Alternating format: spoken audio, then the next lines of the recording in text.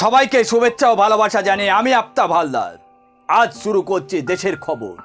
শুরুতে বলে রাখি আমাদের দুটো চ্যানেল বেঙ্গল নিউজ আজ ছুটিতে যায়।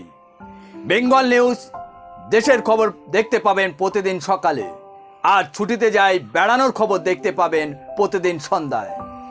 তো চলুন আজ আপনাদের দেখাবো উত্তরপ্রদেশে ভোলে বাবার সম্পর্কে। হাথরাসে পদপিষ্ট হওয়ার ঘটনা ভোলে বাবাকে কার্যত ক্লিন চিট দিল যোগীর রাজ্যে বিশেষ তদন্তকারীর দল। মঙ্গলবার 2 সদস্যের সিট তদন্ত রিপোর্ট জমা দিয়েছে। সেখানে স্বঘোষিত ধর্মগুরু ভোলে বাবার উৎসর্গ অনুষ্ঠানে বিশৃঙ্খলা ও অব্যবস্থার জন্য আয়োজকদের দায়ী করা হয়েছে। এমনকি বৃহত্তর ষড়যন্ত্র থাকার ইঙ্গিতও রয়েছে ওই রিপোর্টে। যদিও 855 পাতার এই রিপোর্টে দোষী হিসাবে আলাদাভাবে ভোলে বাবার নাম উল্লেখ করা হয়নি। রিপোর্ট পেশের পরেই এসডিএম সহ 6 জন আধিকারিককে সাসপেন্ড করা হয়েছে।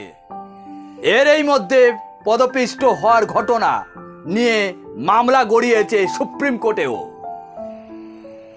শীর্ষ আদালতের এক অবসরপ্রাপ্ত বিচারপতি নেতৃত্বে 5 সদস্যের একটি বিশেষজ্ঞ কমিটির হাতে এই ঘটনার তদন্তভার তুলে দেওয়ার আর্জি জানিয়ে দায়ের হয়েছে একটি মামলা।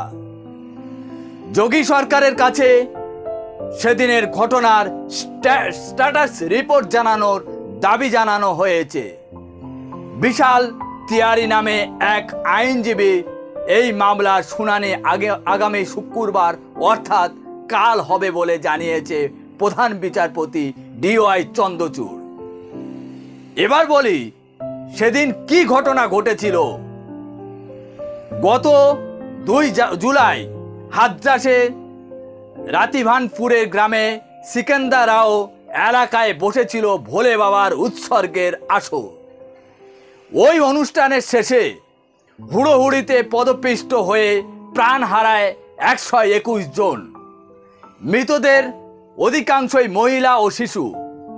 এরপরেই রাজ্য সরকারের নির্দেশে ওই মর্মান্তিক ঘটনার তদন্তের জন্য 2 সদস্যের সিট গঠিত হয়।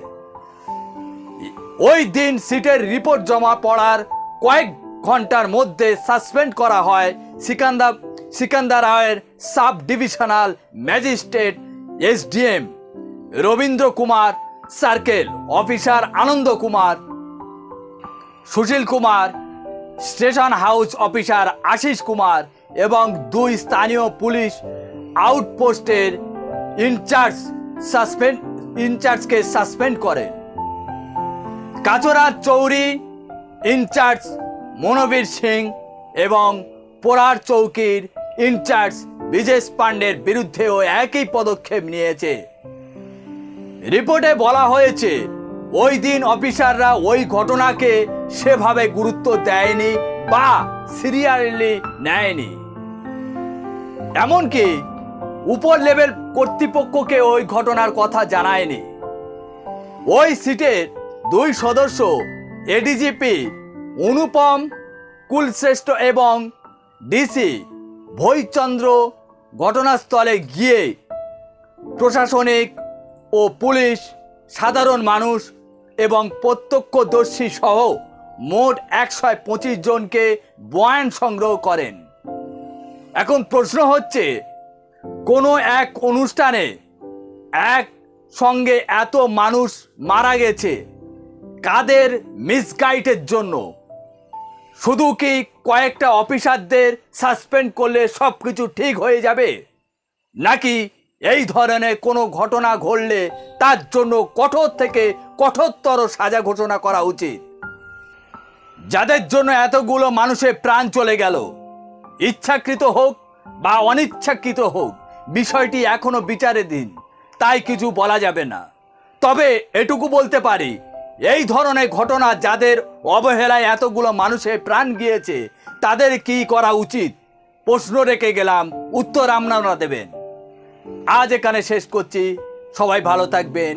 আর আমাদের দুটো চ্যানেল, এক এক হচ্ছে বেঙ্গল নিউজ, দেশের গুরুত্বপূর্ণ খবর দেখায়, আর আরেক চ্যানেল হচ্ছে ছুটিতে যায় বেড়ানোর খবর দেখতে পাবেন ওই চ্যানেলে।